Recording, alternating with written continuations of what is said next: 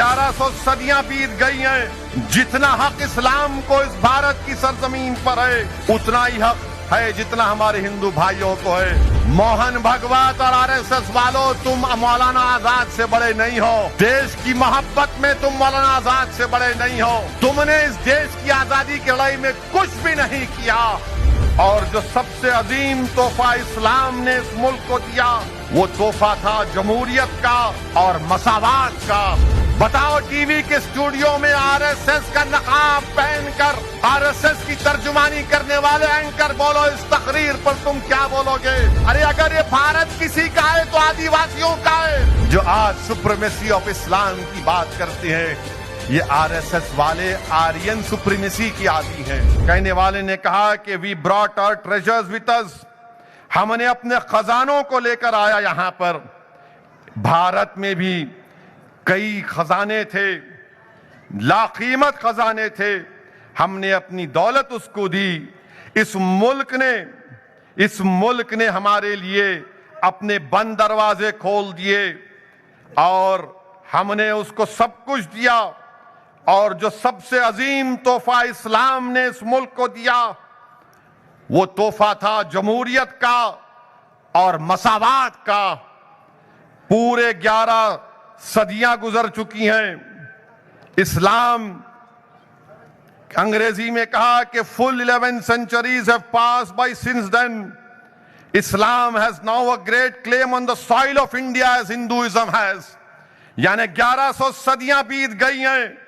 जितना हक इस्लाम को इस भारत की सरजमीन पर है, उतना ही हक है जितना हमारे हिंदू भाइयों को है। मोहन भागवत, ये किसने कहा था?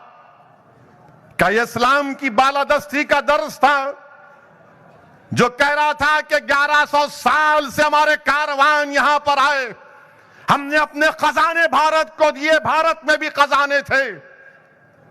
जिस तरह गंगा और यमुना निकलकर संगम बनता है, किसने कहा ये बातें? मोहन भागवत। ये बातें तकरीर थी मौलाना अबुल कलाम आजाद की। मौलाना अबुल कलाम आजाद रामगढ़ में तकरीर दिए थे। बताओ आरएसएस वालों, तुम इस तकरीर पर क्या बोलोगे?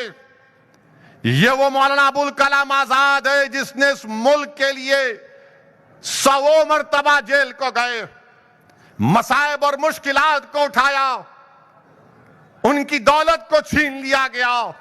और जब मुल्क आजाद हुआ तो मौलाना आजाद को इस भारत का सबसे पहले तालीम का, एजुकेशन का मिनिस्टर बनाया गया। मोहन भागवत और आरएसएस वालों, तुम मौलाना आजाद से बड़े नहीं हो। देश की मोहब्बत में तुम मौलाना आजाद से बड़े नहीं हो। तुमने इस देश की आजादी की लड़ाई में कुछ भी नहीं किया। इस देश की आजादी में जो काम मौलाना आजाद ने किया, अब बताओ इस तकरीर पर क्या बोलेगे आरएसएस वालों?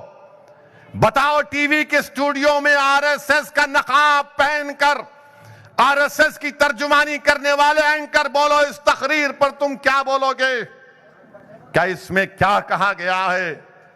इस्लाम इस मुल्क का अटूट हिस्सा था और है और रहेगा। जिस तरह हिंदू भाइयों को इस मुल्क पर हक हासिल है, उसी तरह मुसलमानों को भी इस मुल्क पर हक हासिल है। जिस तरह दलितों को इस मुल्क पर हक हासिल है, जिस तरह से हमारे आदिवासियों को, अरे अगर ये भारत किसी का है तो आदिवासियों का है। कौन आए थे यहां पर? ये सब के सब जो आज सुप्रीमेसी ऑफ इस्लाम की बात करते हैं, ये आरएसएस वाले आर्यन सुप्रीमेसी की आदी हैं।